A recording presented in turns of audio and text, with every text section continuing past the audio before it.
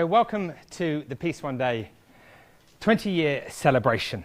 Welcome to the Sam Wanamaker Theatre, and welcome to Words of Peace.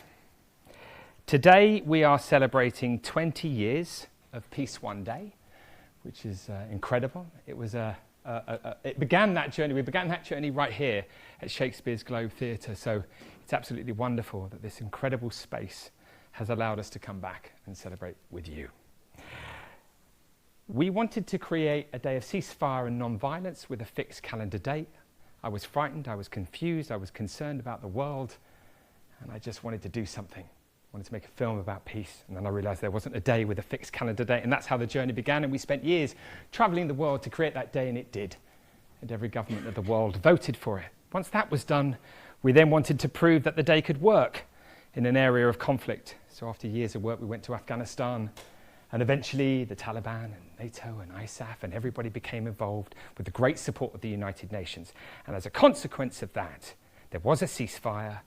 The Taliban said they wouldn't kill or kidnap, and 1.4 million children received a polio vaccination in Afghanistan. It was extraordinary.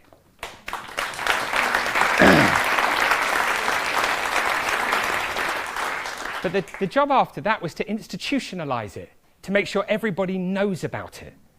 Because there's a consequence of lots of people knowing about this day. 95% of the violence that happens today will happen in our home, community, school, and place of work. Only around 5% will happen in an area of conflict. So we all have a role to play in the creation of a more peaceful and sustainable world. And today, probably around 18, 19 million people will not be involved in violence when they would have been. Around 1.4 billion people now fully aware, and we'll launch the new target tonight. We're also tackling the cyber world, the racism, the hatred, the bullying, those things that are going on in that space, the images. We need to decrease that negativity and increase positivity, and we all have a role to play with our phone, with our social media, being constructive and peaceful in that space, which is also an area of conflict. So the words we use can have a terribly destructive force, can't they? And we all know that. And they can also be extremely positive.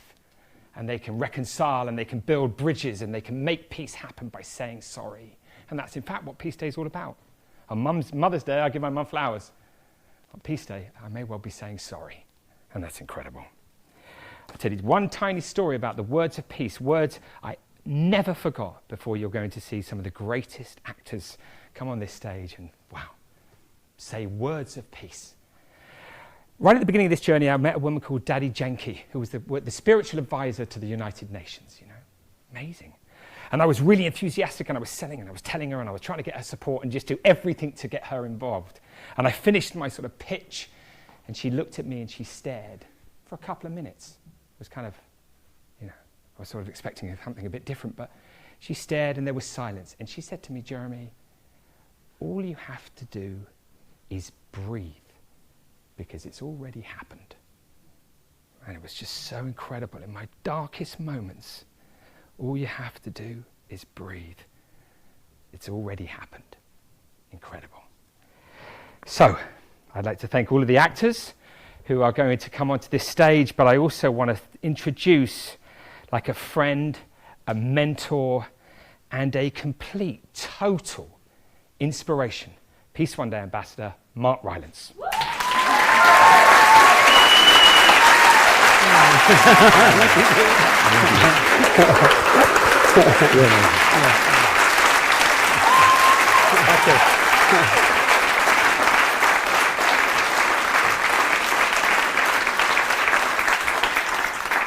Oh, thank you so much.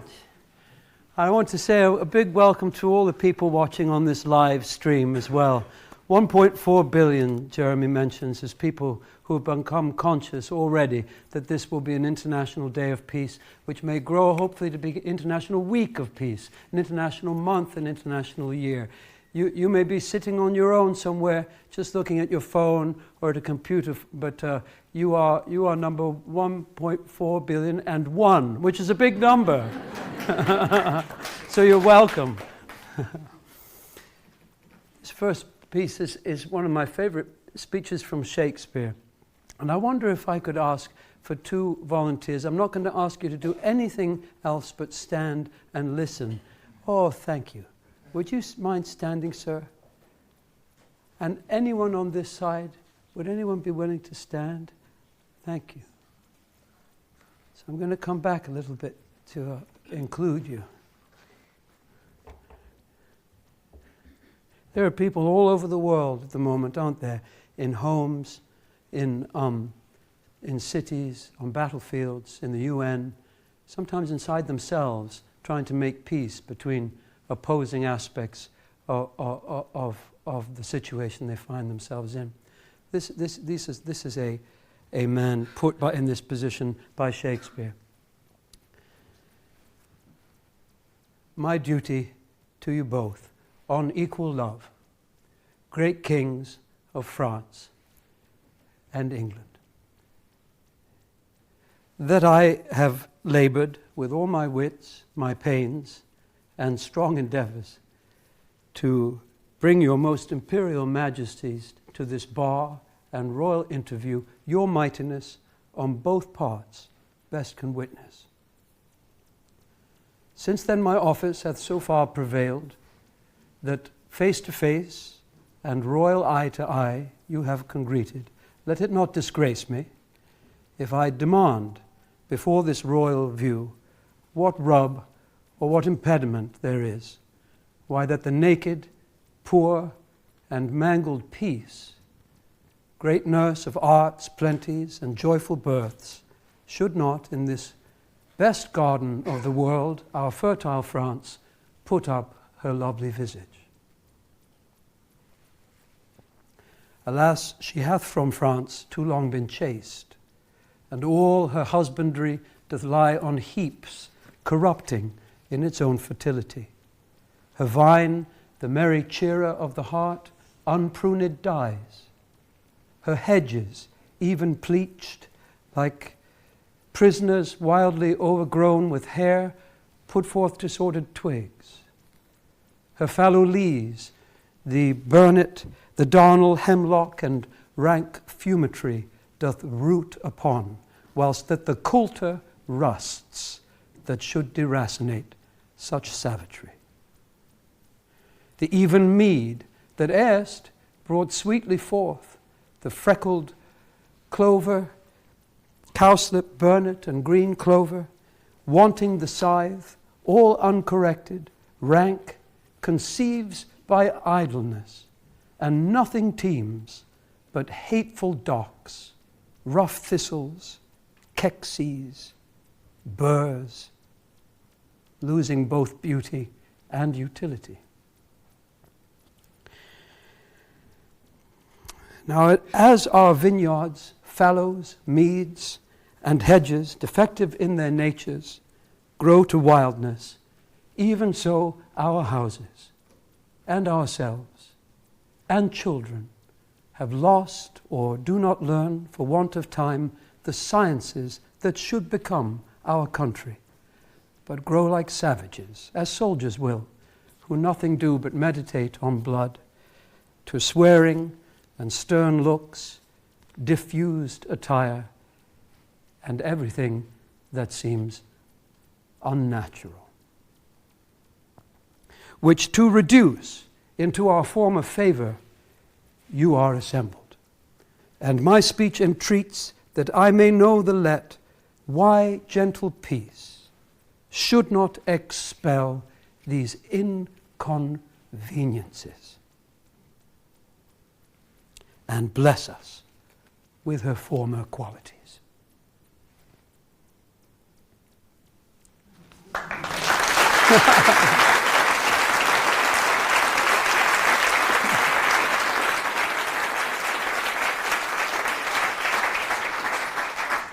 Isn't that a graceful, beautiful speech? If you have a look at it later, you'll find it at the end of Henry V.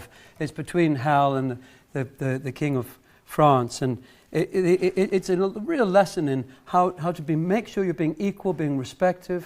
I say that, what I've done, you can imagine how great it is because you're such great people that I managed to bring you together. These are people who've suffered a terrible war, Agincourt and all that. But it's a real lesson, even in our own private situations, of how to reach out and be a mediator as we all may be asked to do at some point. I love particularly also that Shakespeare has the mediator draw the attention to nature, doesn't he? To the fields and the vines and the hedges. And that's very resonant this weekend, isn't it? In such an important weekend of activism about the greatest threat that faces us, the threat of extinction. What a thought. What a thought that we are possibly amongst very young people who are the last human beings. Due to climate change, due to our behavior, our inability to mediate and live in balance with the environment and with each other. I've been very interested by a book by Charles Eisenstein called Climate, a New Story. And he lists demilitarization of society in the top of the list of 18 positive steps to reverse cataclysmic destruction by climate change. Demilitarization. The other positive steps include vital actions such as turning away from pesticides, native species restoration, establishing ocean reserves, afforestation, reforestation, land regeneration, global moratoriums on logging, mining, drilling, etc. All these things, carbon reduction that will be helpful. But he ends by speaking about demilitarization. And I just wanted to read what he says. I hadn't planned to do this, but the events last night in the news made it seem resonant. Number 18, demilitarization of society. A Bridge to a Living World is the name of this chapter. As the saying goes, you cannot serve two masters. When a person or a society serves two conflicting aims, eventually the contradiction will rise to the surface in the form of a choice point, a crossroads, or a clarifying test. You know that feeling within yourself. What overarching aim does the military serve? Traditionally, it was the interests of the nation-state. Today, it might be more the interests of transnational capital. On a deeper level, it serves the paradigm of domination through force. Domination through force. Demilitarization is therefore a necessary marker and sign of a civilizational shift of priorities. In a war, the top priority is the defeat of the enemy. Anything else may need to be sacrificed. In a war, a country won't let environmental considerations interfere with bombing oil wells, pipelines, factories, and so forth. The Air Force won't limit its bombing runs to conserve fossil fuels. The Army won't curtail its use of depleted uranium munitions for fear of contaminating groundwater. They are serving another master. Something else comes first. The environmental crisis invites us to change our priorities and put earth healing first. Make ecological, social healing the primary conditioning parameter on every political decision. The military mind puts defeat of an enemy first instead. More tangibly, the military sucks up prodigious amounts of energy, materials, money, and human talent. Tens of thousands of the best scientists and engineers devote their lives to developing weaponry. Tens of thousands. Millions of healthy, capable, idealistic young people join the military. And of course, good people. And of course, the money squandered on weaponry is enough to fund probably all of the other 18, 17 proposals in this book. Representing an enormous commitment of human effort, the military is the concrete expression of an aim, well-being and progress through domination, that itself arises from the defining story of separation, that we live somehow as a species separate from each other, separate from the animals, separate from the plants, separate from the planet, separate from everything else. We've had that story for 2,000 years, and whether we like it or not, we're moving into a story of interbeing. It's going to happen one way or another. Demilitarization signals a profound shift in priorities as well as in the story underlying them. Just as in personal life, psychological change requires concrete action in order to seem and be real. Demilitarization, closing down bases, retooling armaments factories, retraining troops, etc., is a collective ritual demonstrating to the collective mind that everything is different now. Rather than quantify the resources and energy that demilitarization would free up, I will just appeal to your intuition that we face a crossroads, war or peace, love or fear, domination or service. We are not going to see real earth healing while maintaining the military-industrial complex. If we want to live in a more beautiful world, we will have to give up central aspects of business as usual. What could be more starkly relevant, a first step, than demilitarization? To see the effects of demilitarization, you know, one saw the attempt a year ago or months ago, I can't remember time, to try and move away from this money on Trident. And what comes up is economics, isn't it? Is money, loss of jobs, and that it's going to really be very difficult. And one can understand that. We've recently become the second largest arms dealer in the world after America. That's what we are. We're the people who go to a couple arguing a couple houses down on our street and don't say, look, can I help you talk about it, or maybe you like to come and to stay in my house and calm down. No, we go with a revolver and say, would you like to buy a gun? Because this will help you resolve it, you know. That's who we are. Over £500 of our tax money goes to that generally.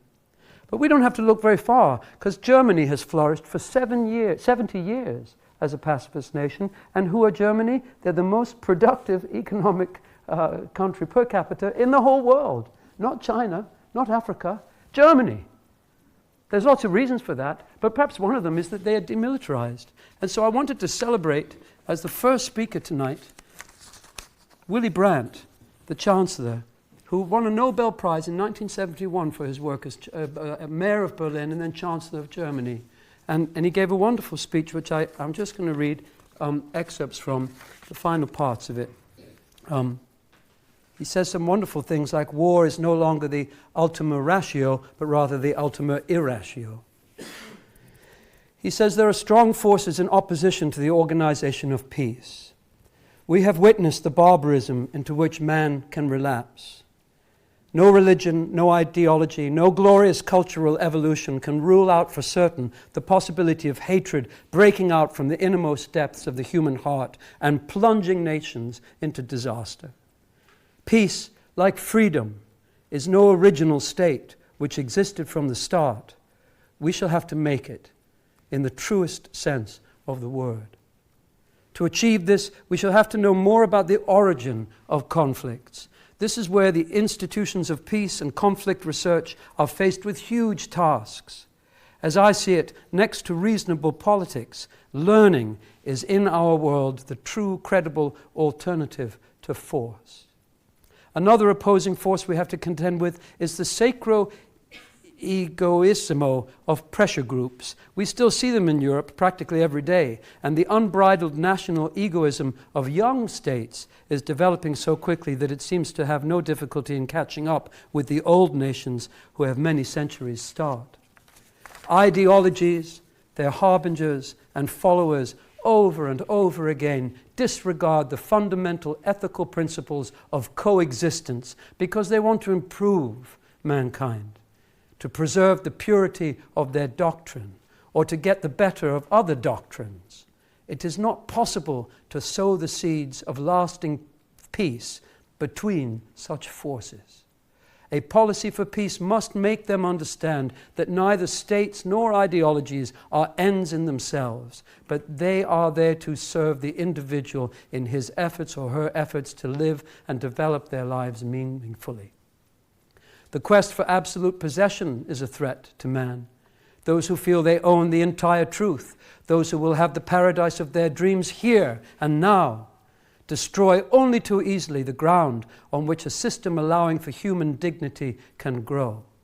The tradition of European democracy, too, knows not only of a humanitarian but also of a doctrinaire trait which leads to tyranny. Liberation then becomes slavery. Young people often expect me to give an unqualified yes or a clear no, but it has become impossible for me to believe in one, in the single truth. So I say to my young friends and to the others who want to hear it, there are several truths, not merely the one truth which excludes all others. That is why I believe in diversity, and hence in doubt. It is productive. It questions existing things. It can be strong enough to smash fossilized injustice. Doubt proved its worth during the resistance. He was a member of the resistance during the Nazi time in Germany. It's tough enough to outlast defeats and to disillusion victors. Today we know how rich and at the same time how limited man is in his possibilities. We know him in his aggression and in his brotherliness. We know that he is capable of applying his inventions for his own good, but also of using them to destroy himself. Let us drop all these terrible, excessive demands.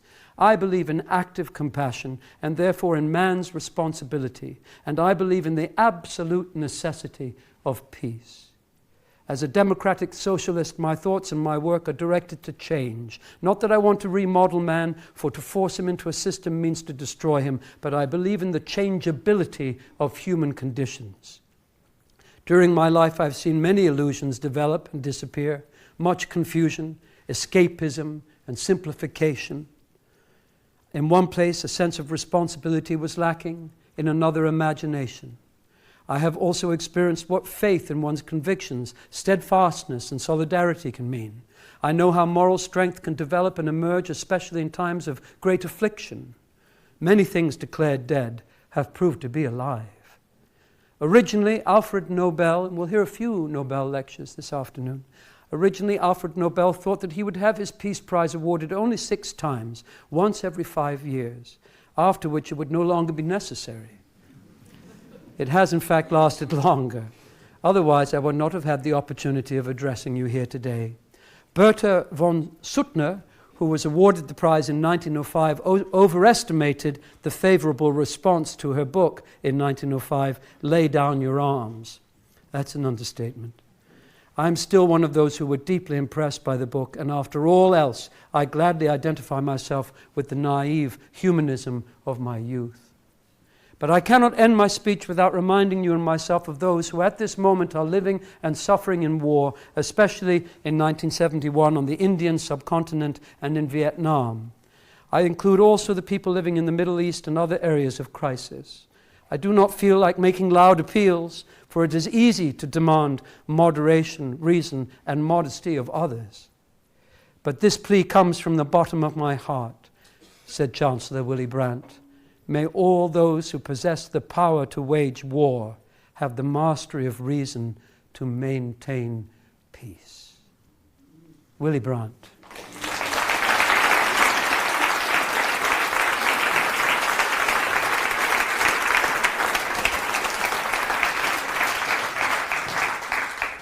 Come in, you haven't missed anything.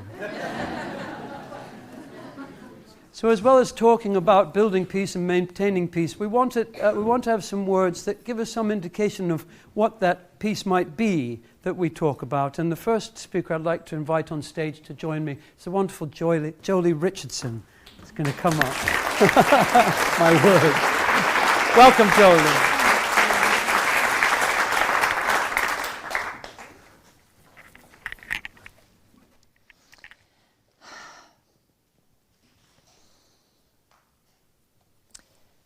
Before you know what kindness really is, you must lose things, feel the future dissolve in a moment like salt in a weakened broth.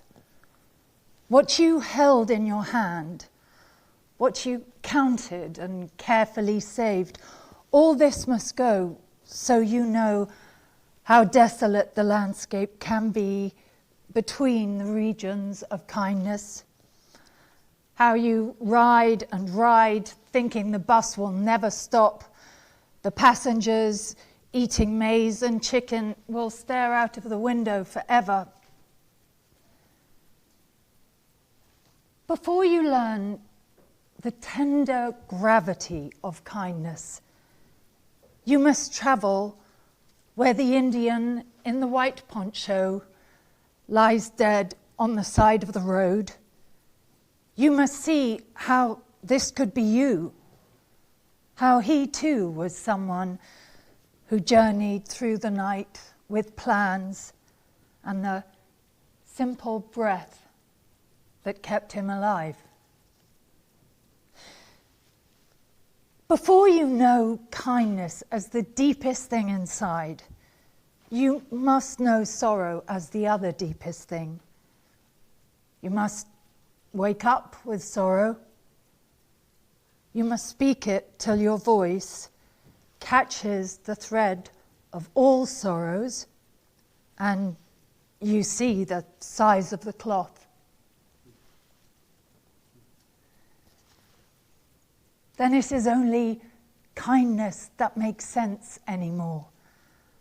Only kindness that ties your shoes and sends you out in the day to mail letters and purchase bread. Only kindness that raises its head from the crowd of the world to say, "It is you I have been looking for." And then it goes with you everywhere, like a shadow or a friend. Oh, that's so beautiful. Beautiful. So heartfelt. Beautiful. You know who that's by, yeah. Can you say who? Who's that by, Jolie? Naomi Shihab Nye. It's called Kindness. Beautiful, beautiful. Isn't English wonderful that kindness is not only gentleness and friendliness to others, but it also has this meaning of being of the same kind. That two things are of the same kind. One of the things that Peace One Day is working for is international ceasefire around the world on this day, and succeeding in many places, that we would recognize the opponent as actually the same kind, that we're the same. What are we fighting about? We're the same. Kindness and of the same kind. One of the most famous examples of a ceasefire happened quite miraculously, took place actually between Germans and Englishmen, and I'd love to invite a much more active and wonderful worker for Peace One Day, one of the other ambassadors who's gone with Jeremy around the world, Mr. Jude Law, to come and talk to us about this. Welcome.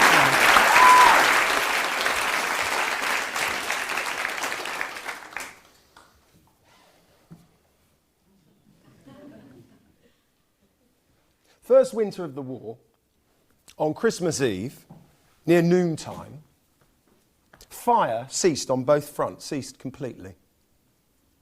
And this was strange. It was unusual that the opposite side would also cease fire. My mate, controlling the sentries, came in to report and said, "Do you expect a surprise attack? Because it's not feeling right, this situation." I replied, "No, I don't think so. Anyway, everyone's awake. No one's sleeping. The sentries are still on duty, so I think it's all right." But I thought, God, not an attack. Not on Christmas Eve. And then Keith and Philip Ridley, two of my section, came dashing into the billet. And they said, "What do you know? The Jerrys, they're out on the top. They're walking about, dishing out drinks and cigarettes. There's no fighting going on." Well, as I've said, we'd noticed the place was very quiet, but I told them, "I don't believe it. I can't believe it. Can't believe what you're saying." Philip yelled, "No, it's the truth, sir. Believe us." So I told him, "Well, I'm tied up here, so I'm the duty man for the morning, but you hop off and see what you can find." So Keith and Philip and Leslie Wood, they went off into no man's land, into that blank and blasted field. And when they arrived back around about lunchtime, Keith had one of those Landwehr hats on, you know, the grey things the Jerrys wear with the red band around the button, and Philip had a German water bottle. They'd had drinks with the enemy, they'd had smokes between them, and they'd been walking about above the ground with a German platoon. And they yelled at me, you wouldn't believe it, sir." Now, as I say, I had my doubts still. I thought, was it a ruse, a trick, a lure? But there they were, my friends, laughing, bright-eyed and carrying German equipment, utterly unharmed. So later that same day, Christmas Eve, we'd been singing carols and this, that and the other, and the Germans were doing the same over on their side. We heard one of them singing Silent Night in German, naturally. And after he'd finished singing, there were all sorts of Christmas greetings shouted across the wire, and the Germans were shouting out, "You sing Holy Night." Well, we had a go, but of course we weren't very good. And then they began to say very clearly, I remember this, "Meet us. Meet us. Come on over into no man's land." Well, after a time, they allowed it. the officers, they allowed a limited number of us to go into no man's land, crossing about 300 yards to the Germans in the dark. Cook fires, the only markers of progress that should have meant certain death for everyone. And we kept shouting as we approached, we and the Germans, rude remarks or more often simply joking. And then there we were, on the front line of the trenches. And suddenly we're walking around amongst each other.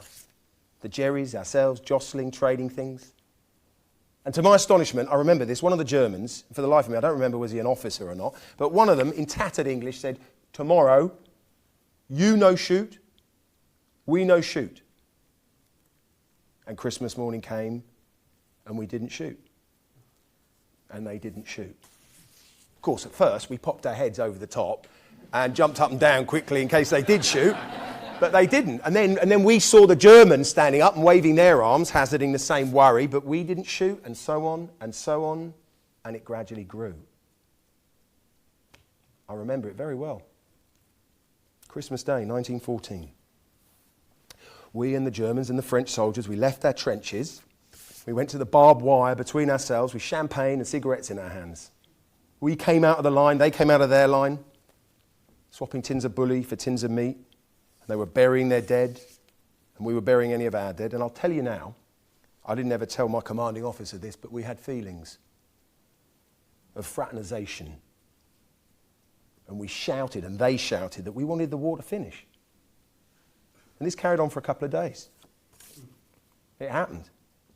People don't believe it, but we had an unofficial truce. We met in no man's land on Christmas Day, first year of the Great War. We shook hands. We did.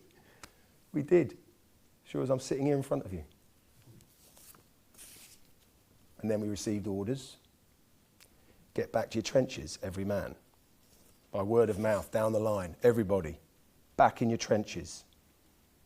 The generals behind must have found us out and they got a bit suspicious. So what they did, they gave orders that a battery of guns behind us would open. And a machine gun and an officer would fire revolvers at the Jerrys. So, of course, that started the war again.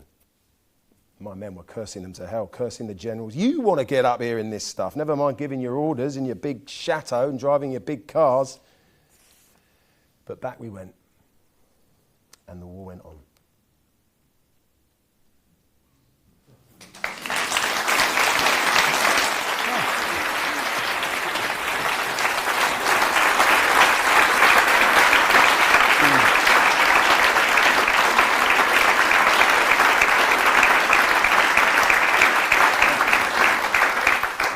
What an incredible story. Isn't it?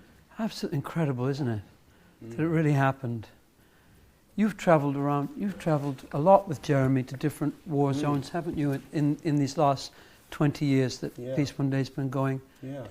I mean, maybe, is there anything having studied this, well, you've read it so beautifully, having studied, there's anything about this that draws your attention, or any words or piece of things that you've witnessed, Jude, that you think is worth sharing with us today? I think what struck me about this, and perhaps what reminded me of some of the experiences I've had with Jeremy in Afghanistan, in particular when we went in 2007, was war and conflict of this kind can so often feel like a story. It feels so other, it feels so distant, because of course it doesn't fortunately affect an awful lot of us, certainly us sitting here. And there's something so human about that, and so sort of everyday. It reminded me of the realities of it. And I went over with Jeremy rather naively, with a sort of imagining we were going to be in trenches and sort of ducking bullets and so on. And of course what was extraordinary in Afghanistan was that life was just getting on, except that there were explosions every day and there were gunfires and snipers in certain areas. But on the whole, people just wanted to get on with life. And go to the market, go to school. And the memory to me was the humanity and the sense of hope and the sense of life just carrying on. And it reminds you, therefore, that war is this choice, in a way, that life doesn't stop when we go to war. Life carries on. Shows how much wars have changed, though, since the First World War, when they all still went off to a field somewhere. and I Yes. presume gave the villagers who lived nearby those battlefields time to run away. Yeah. It wasn't being fought amongst civilians. And barely discussed too. Mm. Thank you so much. Oh, you have something else for us from the end of the war. It's a beautiful thing, isn't it? Yeah, a poem by Sarah Teasdale. Mm. And it just reminded me of perhaps how nature would feel once the trenches and once the Somme and once the conflict moves on. And it's called There Will Come Soft Rain. There will come soft rain and the smell of the ground and swallows circling with their shimmering sound, frogs in the pools singing at night, and wild plum trees in tremulous white. Robins will wear their feathery fire, whistling their whims on a low fence wire, and not one will know of the war, not one will care at last when it is done. Not one would mind, neither bird nor tree, if mankind perished utterly. And spring herself, when she woke at dawn, would scarcely know that we were gone. Beautiful.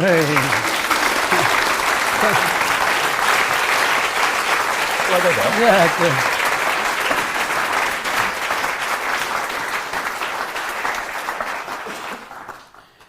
Jolie spoke so beautifully about grief and sorrow and its helpfulness in teaching us kindness and the things that you can learn. The lovely gentle kindness and of kindness helping you tie your shoes after a big loss and enabling you to go out and deliver a letter or something. That rings very, very true. So what about, we've heard about the effect on soldiers a little bit. What about the effect of war on civilians? And perhaps as wars in the past, now wars are fought by men and women, but in the past they were generally fought by young men. What about the effect on the mothers? The young men perish. If they're unlucky, they're terribly damaged and live on damage. But the mothers, the sisters, in many ways suffer more than the men in that they have to live with it. I want to welcome Emily Watson, who's so kindly come in and joined us today, to come on and she's going to share some words. They're strong words. They're strong words, and I think we should hear them. Thank you, Emily. Come on.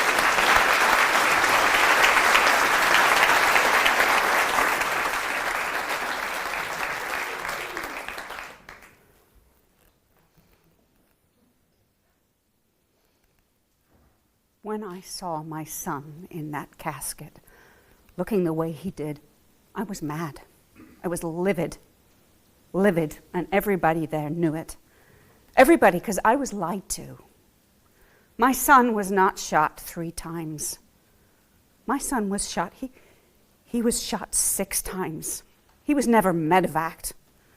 He never went to Haditha City Hospital. And when his body came in, I saw that. There was an entry wound. One of the bullets was in his head.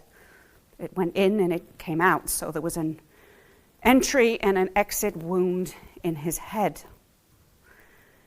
But he was in his dress blues, so I didn't know anything else. When they did the autopsy, they cut him across the top of his head from one ear to the other with a short military haircut. That cut was very visible. And his lips looked like they were swelled up 2 times the size that they were. I didn't think it was him at first. Whenever I looked, whenever I walked into the room, I saw his lips sticking out of the casket. And I'm thinking, that is not my son. And we decided at that point that the casket would not be open. We would not, I could not have my mom or my dad or anybody in the family see him and have the last viewing of Nathan that way. And for the calling hours, you couldn't stand there with an open casket and have that. And I didn't want gawkers, you know, because he was handsome. He was a good-looking kid. He was real good-looking. And I said, if the president changes his mind and decides to come visit the Northeast Ohio region for the 20 Marines that have fallen, I said, you keep him the fuck away from me or mine, because I will fuck him up bad. I was surprised the sheriff didn't come in and arrest me, because if I could have got my hands on our commander-in-chief, I would have killed him. I would have killed him that night. I'm thinking, my son goes out every day in 130-degree temperature, and you're going to take a 5-week vacation? No, it's irritating. So, for him to send me, not even send me, for him to have the White House send me a letter of condolence 5 weeks after my son has passed, he can kiss my lily white ass. And I will never forgive him for that, ever. Especially if he can't come into my hometown. Not just that, I mean the whole area, after 20 guys. 20 guys. No. The disgust I feel. Because I don't know. I sent my son off. I believed in this.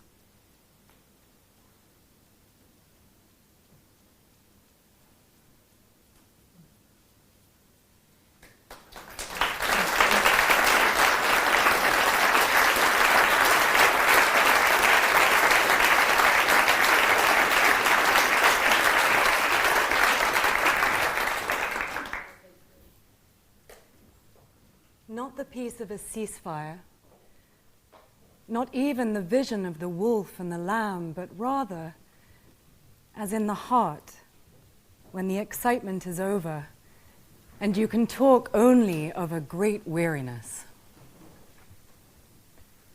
I know that I know how to kill. That makes me an adult. And my son plays with a toy gun that knows how to open and close its eyes and say, Mama. A peace without the big noise of beating swords into plowshares, without words, without the heavy thud of the rubber stamp. Let it be light, like lazy white foam. A little rest for the wounds. Who speaks of healing? And the howl of the orphans is passed from one generation to the next, as in a relay race, the baton never falls. Let it come, like wildflowers, suddenly, because the field must have it. Wild peace.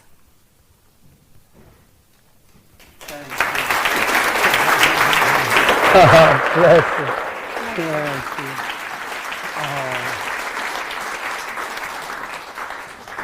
Thank you so much. Oh, very powerful, isn't it? The poor mothers. So many beautiful things. Is there anything that you particularly sticks out for you, having worked on that, Emily and Juliet, with Wild Peace? That poem is called Wild Peace, is it? By Yehuda Amichai. Yehuda Amichai. And this woman, I only know her as the Gold Star Mother in our preparation, but she's a Midwestern mother during the, and it's George Bush who was the president Yes, at the he time. was. I think, well, I mean, it's the kind of a call to a courage that you didn't want to be asked to, really. To a courage. Yeah. Yeah. Yeah. Yeah.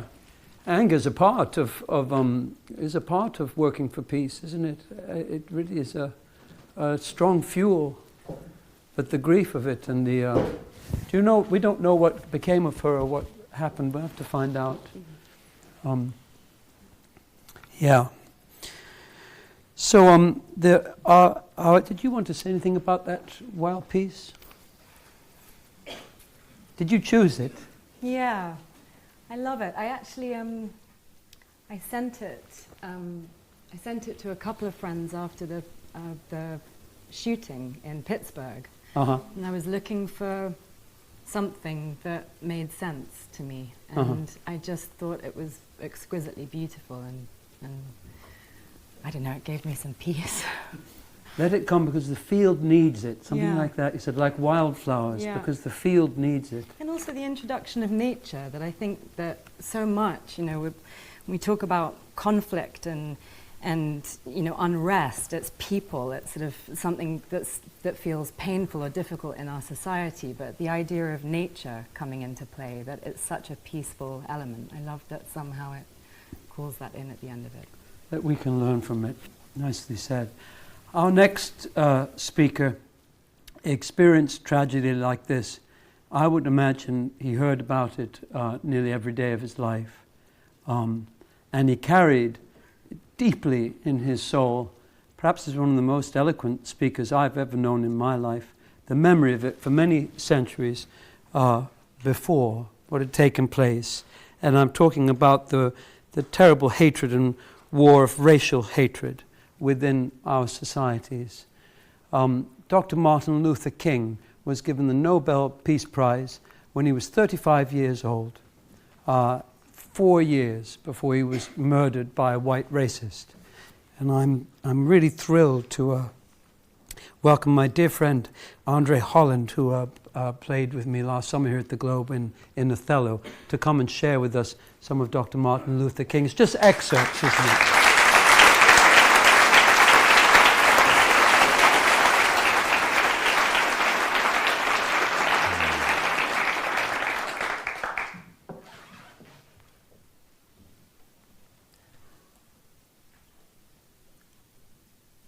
We will not build a peaceful world by following a negative path. It is not enough to say we must not wage war. It is necessary to love peace and to sacrifice for it. We must not concentrate merely on the negative expulsion of war, but on the positive affirmation of peace. Therefore, I venture to suggest to all of you and all who may eventually hear these words that the philosophy and strategy of nonviolence become immediately a subject for study in our universities, in our grammar schools, in our houses of worship, and in our city halls. It is a fact that we shall not have the will, the courage, and the insight to deal with violence and cruelty unless we are prepared to undergo a mental and spiritual education, a reevaluation, which will enable us to see that things which seem most real and powerful are indeed now unreal and have come under the sentence of death. We need to make a supreme effort to generate the readiness, indeed, the eagerness to enter into the new world which is now possible. The Bible says, the city which hath foundations, whose builder and maker is God. And somehow we must transform the dynamics of the world power struggle from a negative nuclear arms race, which no one can win, to a positive contest that harnesses our creative genius, making peace and prosperity a reality for all the nations of the world. In short, we must shift the arms race into a peace race. If we have the will and determination to mount such a peace offensive, we will unlock the hitherto tightly sealed doors of hope and transform our imminent cosmic elegy into a song of creative fulfillment. We will fix our vision not on the negative expulsion of war, but on the positive affirmation of peace. We must see that peace represents a sweeter music, a cosmic melody far superior to the discords of war. All that I have said boils down to this point. Mankind's survival is dependent upon our ability to solve the problems of racial injustice, of poverty, and of war. And the solution of these problems is in turn dependent upon our squaring moral progress with our scientific progress and learning the practical art of living in harmony. We have learned to fly in the air like birds and swim in the sea like fish, but we've not yet learned the simple art of living together as brothers. Some years ago, a famous novelist died. Among his papers was found a list of suggested story plots for future stories. The most prominently being underscored was a widely separated family inherits a house in which they must live together. This is the great new problem of mankind. We have inherited a big house, a great world house, in which we have to live together, black and white, Easterners and Westerners, Gentiles and Jews, Catholics and Protestants, Muslim and Hindu, a family unduly separated in ideas, in culture, and in interests, who, because we can never again live without each other, must learn somehow in this one big world to live with one another.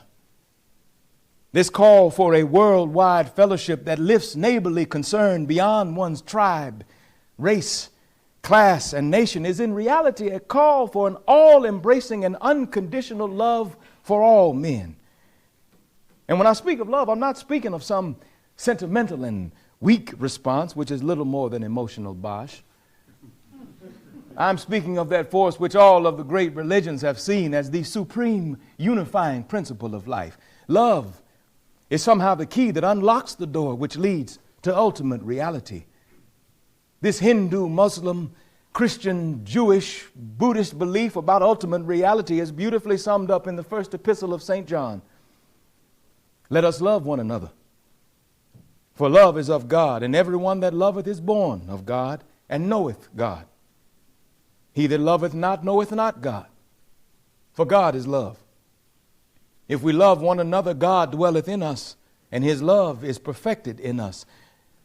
Let us hope that this spirit will become the order of the day. As Arnold Toynbee says, love is the ultimate force that makes for the saving choice of life and good against the damning choice of death and evil. Therefore, the first hope in our inventory must be the hope that love is going to have the last word. We can no longer afford to worship the hate or bow before the altar of retaliation. The oceans of history are made turbulent by the ever-rising tides of hate. History is cluttered with the wreckage of nations and individuals that pursued this self-defeating path of hate. Love is the key to the solution of the problems of the world. Let me close by saying that I have the personal faith that mankind will somehow rise up to the occasion and give new directions to an age drifting rapidly to its doom.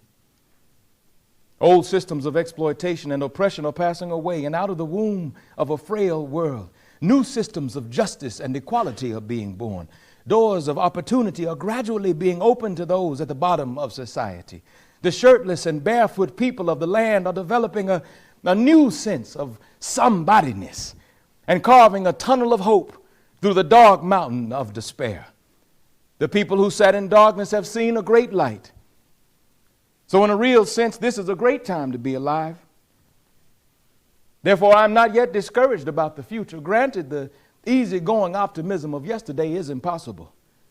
Granted that those who pioneer in the struggle for peace and freedom will still face uncomfortable jail terms, painful threats of death. They will still be battered by the storms of persecution, leading them to the nagging feeling that they can no longer bear such a heavy burden, and the temptation of wanting to retreat to a more quiet and serene life. Granted that we face a world crisis, which leaves us standing so often amid the surging murmur of life's restless sea. But every crisis has both its dangers and its opportunities. They can spell either salvation or doom. In a dark, confused world, the kingdom of God may yet reign in the hearts of men.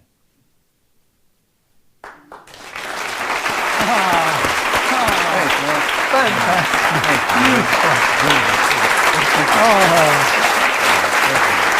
Sit for a moment with me. Don't we need voices like that now? Just that he's able to give expression to opportunity in all the trouble he was seeing, that he speaks with such, you just feel You feel emboldened and encouraged by him, and Yeah. at such a deep level, don't you? Absolutely. What have you felt looking at these speeches? Had you looked at, did you know this speech? I knew of it, and I'd heard pieces of it. And I Uh-huh. went back and listened to the whole thing a few times, and I think most of all I was struck by, like you say, his optimism, you know, and with all that he was facing. And it, I guess, both saddens me that in so many ways we, I think, have not lived up to his dream, his ideals. And yet, it also is incredibly energizing, because if he can have this much optimism, given what he was facing, I think there's no reason why we can't have that same enthusiasm today. Yeah, yeah. My understanding is that when he eventually decided to, at the Riverside Church, Mm-hmm. decided to turn and speak against the Vietnam War, Mm-hmm. that was one of the things that really got him in Yeah. into the trouble with the very ignorant white people who killed him in the end. Yeah. Was that a big step in his life when he became very actively against that war? Absolutely. Not just dealing with the race issue. Yeah, that, and also his war on poverty, you know, which was really the sort of thing he kept saying is the last piece of the puzzle, and that Social unfortunately- justice. Exactly, but specifically as it pertained to poor people, you know. Yeah. I think, you know, that's the work that was left undone, I think. Yeah, yeah. Thank you so much, Thank you André. very much for having me. Thank you all.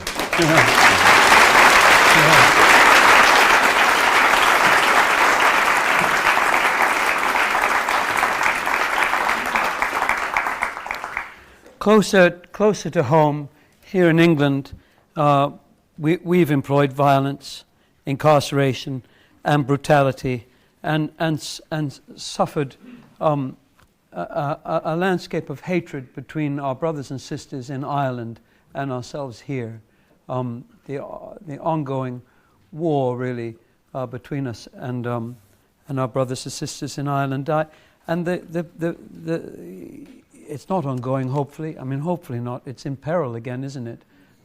With these questions of the hard fought for boundary between Ireland and Northern Ireland. This next, I want to invite Sinéad Cusack onto the stage, but before I do, I want to tell you the story of the woman that she's going to, whose words she's going to share with us. This could happen to any of us, really, this situation.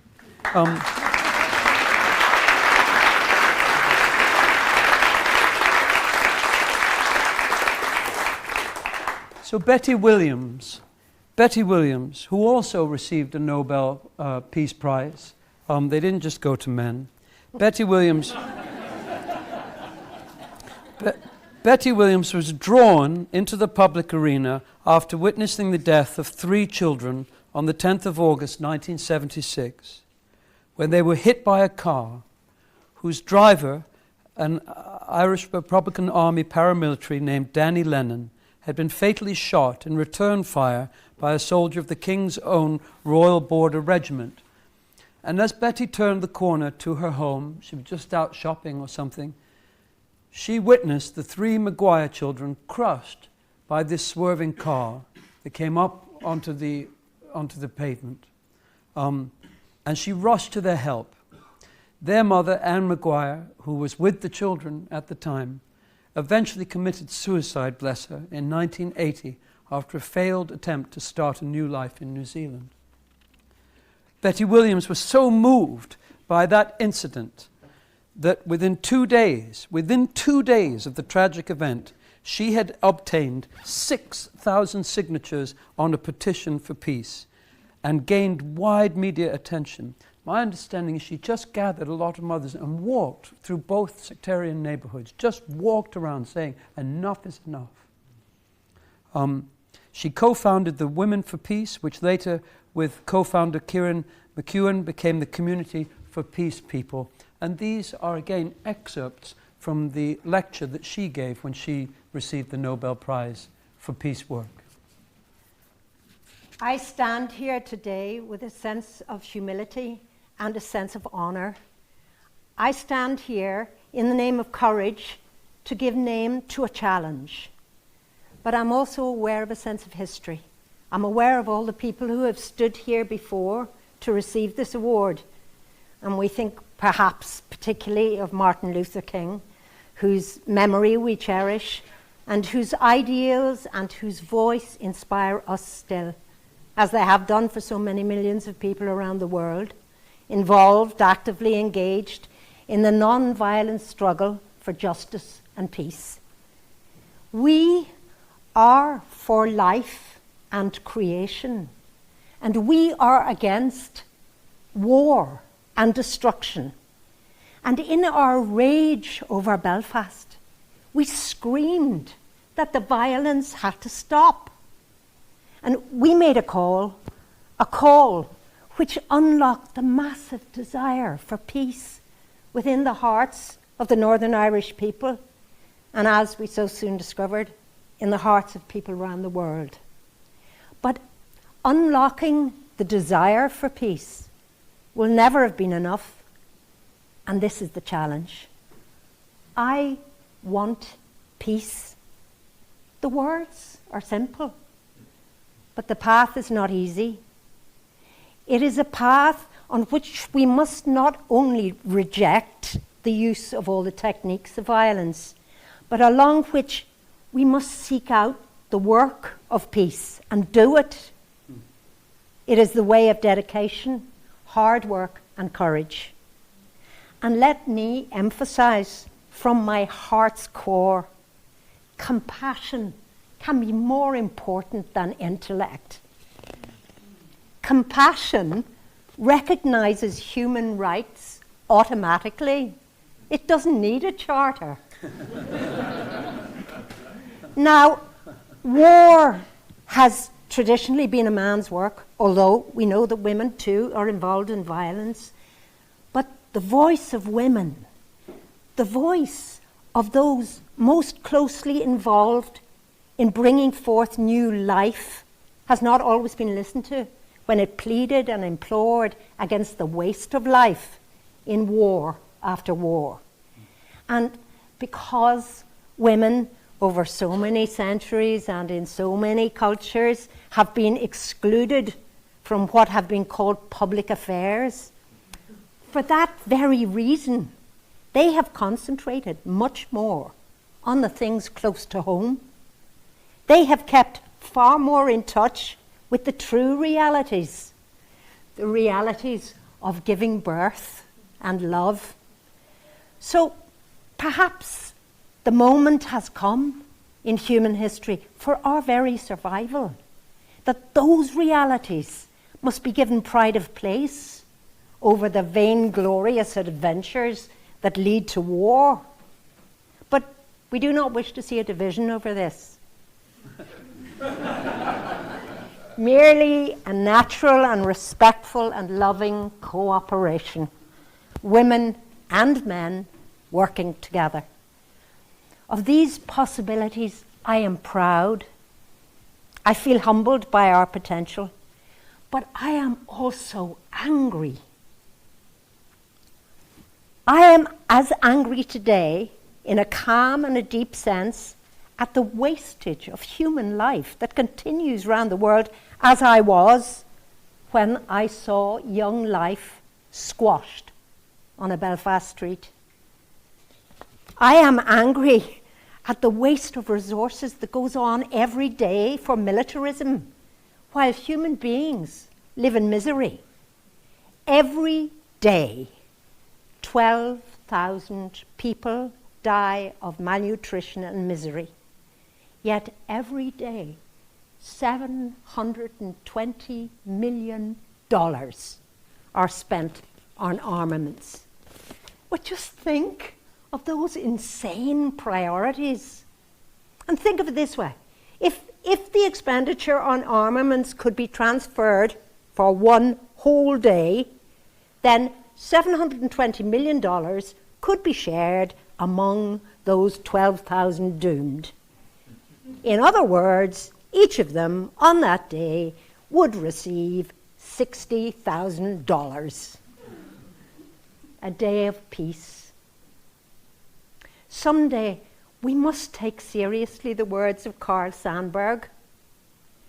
Someday there will be a war, but no one will come. Won't that be beautiful? Someday there will be a war, but no one will come. What an idea. It's like the Christmas truce of the Great War, but everlasting. And of course, if no one comes, and if the boys don't have to go, the families don't suffer war. But perhaps to be fair, we women have for far too long gone along with the idea that it is brave and manly to go to war. Let women have the courage everywhere from this day on to encourage men not to turn up for war, not to work for a militarized world, but a world of peace, a non-violent world. Let me conclude. We are deeply, passionately dedicated to the cause of non-violence, to the force of truth and love, to soul force. And to those who say that we are naive utopian idealists, we say we are the only realists. We say that those who continue to support militarism in our time are in truth supporting the self-destruction of the human race in our time. And we say to those who keep the lights burning 24 hours a day in the Pentagon and the Kremlin and all the other great centers of militarism, we wish to see you liberated into truly creative and happy lives instead of the soul-destroying task of preparing our self-destruction. And at the same time, we wish to see those suffering from the slums of Peru, in the jails of Argentina and Brazil, from the sweltering conflicts of Africa to the cold miseries of Siberia, liberated from suffering that is as unnecessary as it is unjust.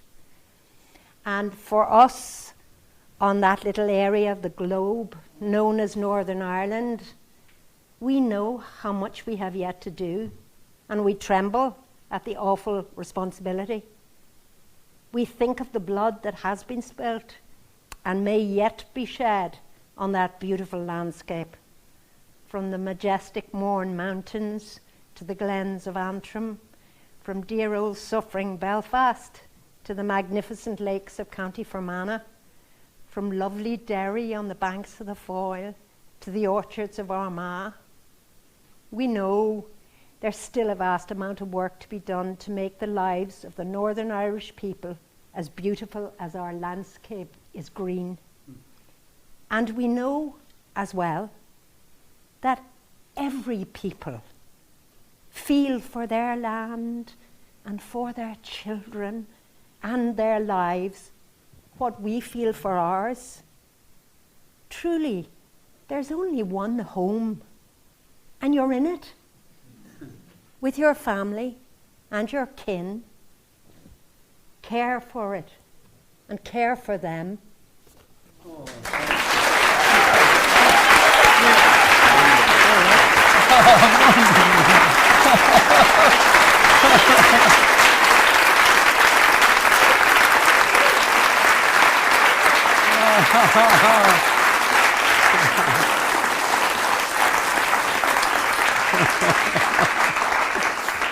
Oh, what a great voice of a mother, a practical mother. Have you read that before? No, That's only when well, I heard her speak it way back when. Yeah. But, yeah. Wow. It rings so true, doesn't it? It's good to remember, you can feel overwhelmed by the eloquence of these speakers, but these are all people just like you, just like me. They're all just like us. I had 2 children come and interview me this morning for the piece one day. What should we do when we see terrible things on the news? And if I'd heard this now, I would have said, well, think about why they're terrible and find the light in them. I think I did say something like that, but find some positive step or buy that new positive news magazine. Don't watch the news, but amazing. Just she just was born out of that situation. I mean, terrible. I wish that situation hadn't happened. But her contribution, and Mairead Corrigan, who shared the Nobel with her, their contribution to the peace process and the Good Friday Agreement was huge. And people sometimes forget how important these women were and what they did in Ireland to fuel that fury that brought about finally, after years, the Good Friday Agreement, which is now in jeopardy. Yeah. So, Yeah. No and there are sociopaths and psychopaths, of course, people who don't have compassion and are not mentally well. But the rest of us, compassion's it's free. It's there. Beautifully said. We have a poem, don't we, about individual action. Do you have that one, Jolie, about the torch? This is George Bernard Shaw, isn't it? Yes.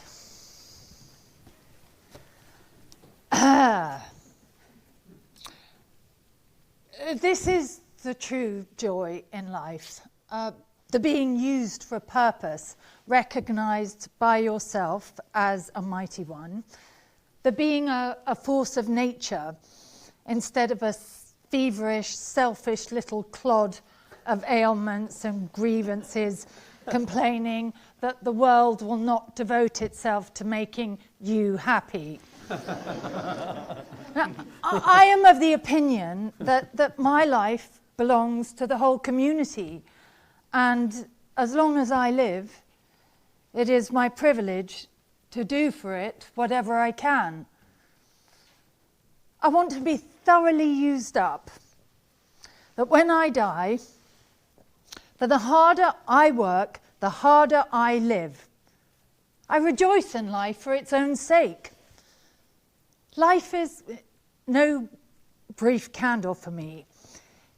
It's a sort of splendid torch, which I've got hold of for the moment, but I want to make it burn as brightly as possible before handing it on to future generations.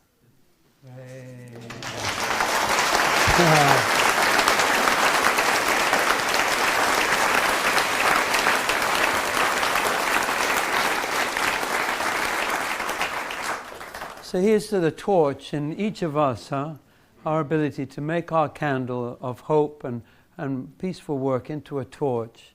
And that comes to an interesting one, another poem we have now, and how peace obviously starts with us, doesn't it? And if you're at all like me, there are times that I'm absolutely at war with myself about something that I don't like about myself, or I think should be improved, or some ideology I'm trying to put onto myself. War goes on within us, often unseen, tragically actually followed, sometimes particularly for young people, by death, by suicide. So we have a job to work at peace in ourselves if we're going to be able to help other people with it. That's something we each do today. That's what lighting that torch is, that we'll be used up, not only working for society, but Emily, you had something that addressed this a bit, didn't you? Yes. You wanted to share. I went to read a poem by Derek Walcott, which is very loved and well known, especially if you've ever been in therapy. I'm sure it's known to you. And for those of you who are still surviving out there, it's... What is therapy? I've never heard of. But this is truly a gift. It's a great expression from the 20th century of just knowing the anatomy of your own heart. And it's Love After Love by Derek Walcott.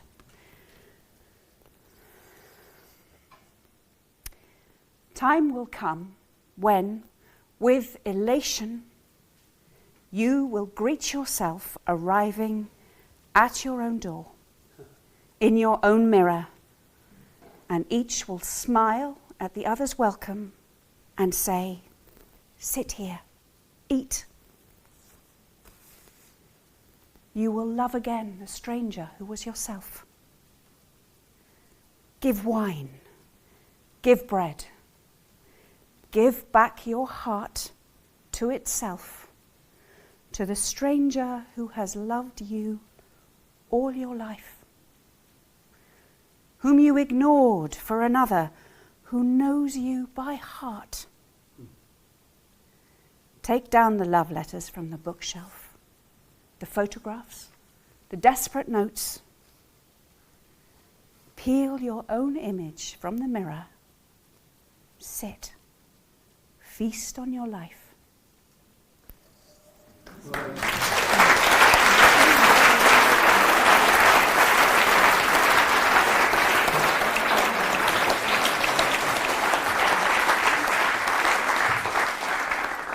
our last speaker tonight, to this afternoon, maybe it is tonight by now, I've lost sense of time. I'm so delighted to welcome my daughter, Juliet Rylance. The young are leading us so brilliantly today, aren't they? Oh my, all power to them. And a couple of years ago, Juliet, bless her, do you remember she gave me a book at Christmas time, The Speeches of Howard Zinn, who some of you may know. I, to my shame, didn't know. But he's the most wonderful American activist during Martin Luther's time, actually, taught in the South and then became very active against the Vietnam War. And in searching around for something, positive to send you out with, something hopeful, Howard Zinn's a great one to find. The Speeches of Howard Zinn. You can actually find them on YouTube as well, if you don't want to read him but want to hear him speaking. But you've got one from him, have you, for us? Yes. Brilliant. Actually, a friend of mine sent this to me in November 2016, a Canadian friend. And it was exactly what I needed to hear right then, and I think it's relevant today. In this world of war and injustice, how does a person manage to stay socially engaged and committed to the struggle and remain healthy without burning out or becoming resigned or cynical? I am totally confident, not that the world will get better, but that we should not give up the game before all the cards have been played.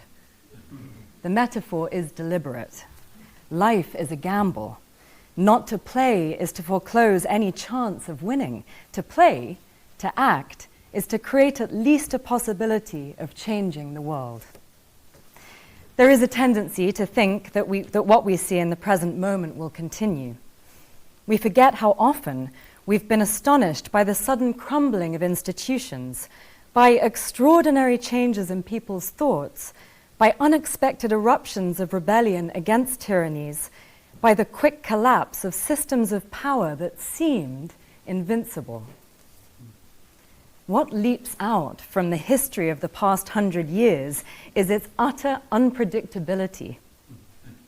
A revolution to overthrow the Tsar of Russia in that most sluggish of semi-feudal empires not only startled the most advanced imperial powers, but took Lenin himself by surprise and sent him rushing by train to St. Petersburg.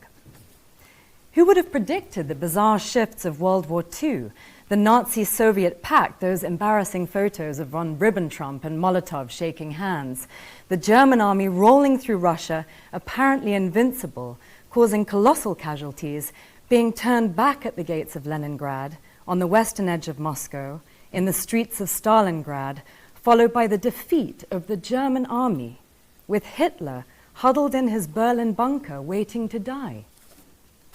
And then the post-war world, taking a shape no one could have drawn in advance. No one foresaw the disintegration of old Western empires happening so quickly, or the odd array of societies that would be created in the newly independent nations. Spain became an astonishment. I recall a veteran of the Abraham Lincoln Brigade telling me that he could not imagine Spanish fascism being overthrown without another bloody war. But after Franco died in 1975, a parliamentary democracy came into being open to socialists, communists, anarchists, everyone. The end of World War II left two superpowers with their respective spheres of influence and control, vying for military and political power, yet they were unable to control events, even in those parts of the world considered to be their respective spheres of influence.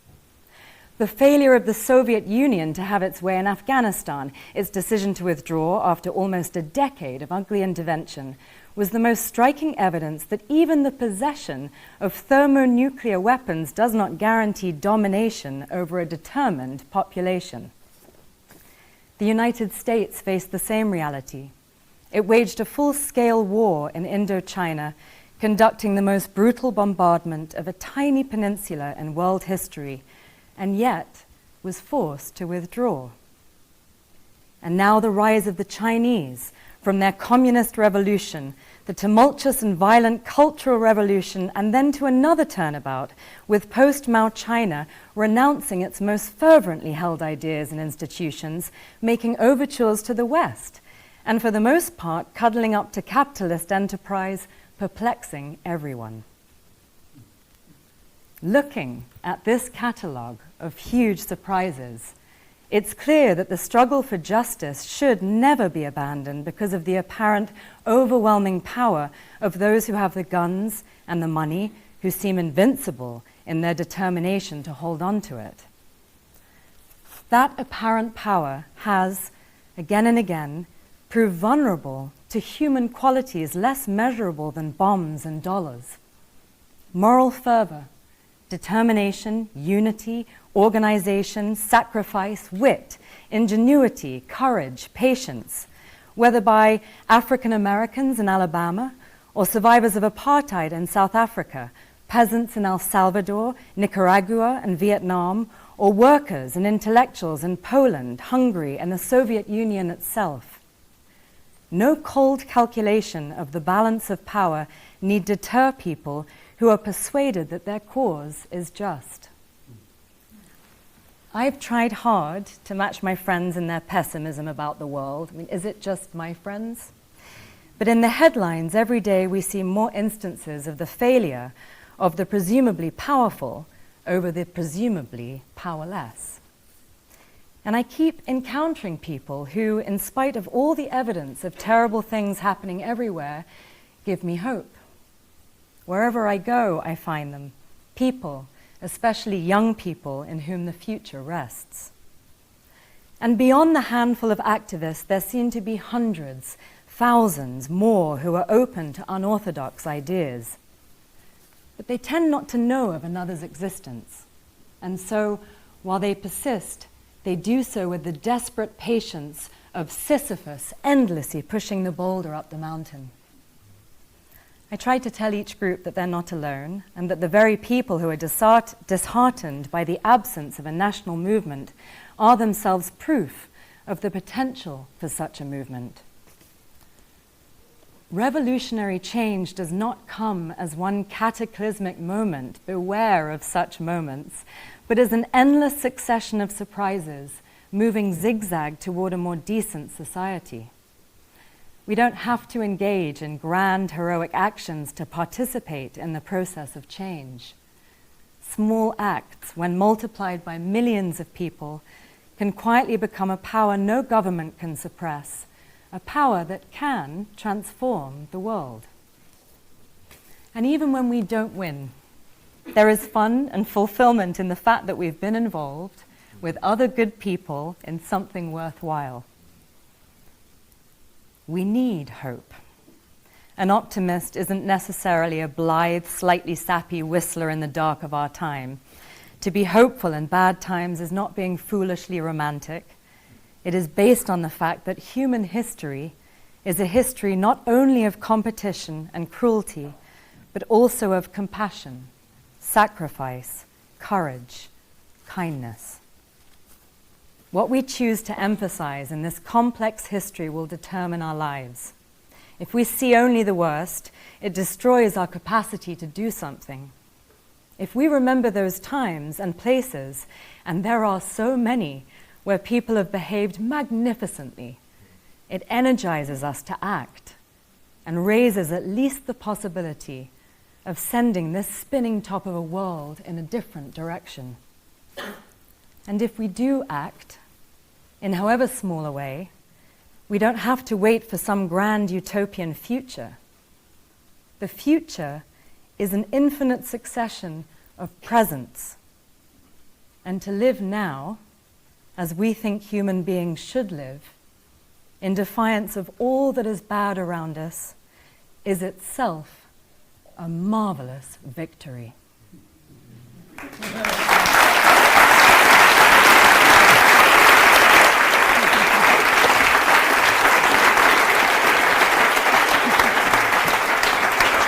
Fantastic.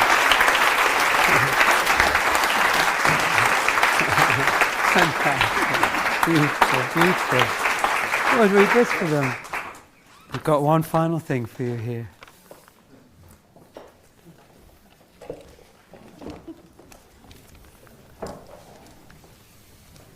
Mrs. Wendell Berry, I think. When despair for the world grows in me, And I wake in the night at the least sound, in fear of what my life and my children's lives may be, I go and lie down where the wood drake rests in his beauty on the water, and the great heron feeds.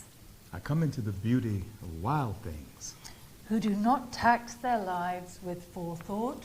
of grief, I come into the presence of still water.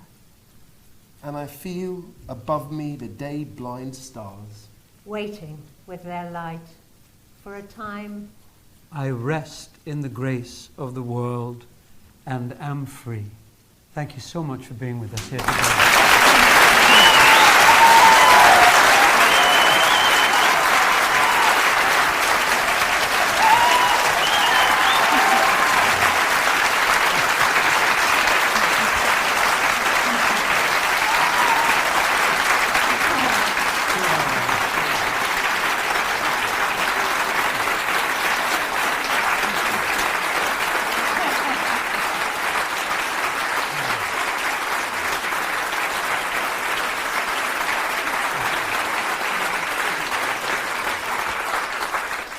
We send that applause to these wonderful speakers wherever they are in spirit, some alive and dead. But let's just, before we say goodbye to everyone watching in the wonderful world of the ether, let's do stand with us wherever you are in the world watching. What an amazing tool this is, and for world domination.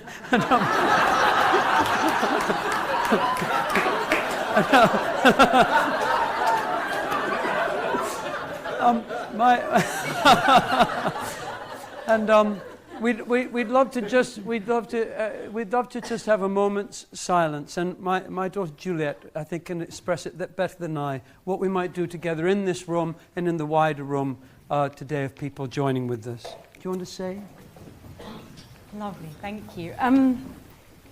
Yes, there are thousands of people around the world right now who are either suffering an absence of peace in their lives, be it in their homes, in their communities, in their cities, or in their hearts. And there are also thousands of people working towards peace actively right now all around the world. And so we'd like to hold all of those people in our hearts and in our minds for a minute of peace.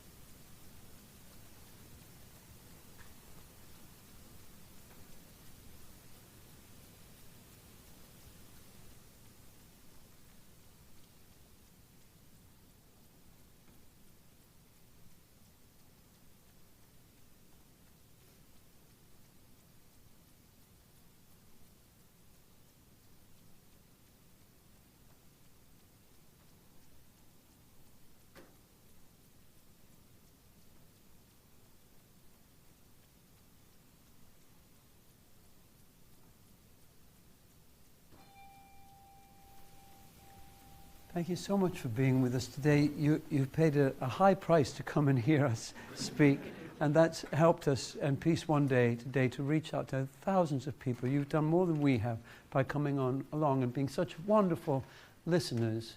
Audiences don't realize how much they pull out of us what's in us, don't they? It really doesn't happen. It happens between us all. So my thanks to you. My thanks to David Conrad, who's somewhere. Where's David Conrad? Just there. Just there. David put these words together for us, gathered these words as well as the words that people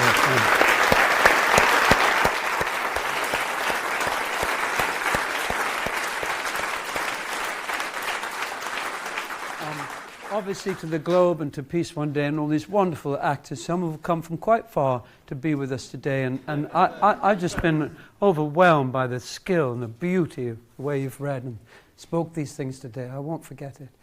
Tonight, there's a big event at the Globe. I don't know if there are tickets available. There might still be, but if there isn't, it's going to be live on YouTube like this is. So I think we'll let ourselves digest all that we've heard today, yeah? Big heart to you all. On we go. Lots of love.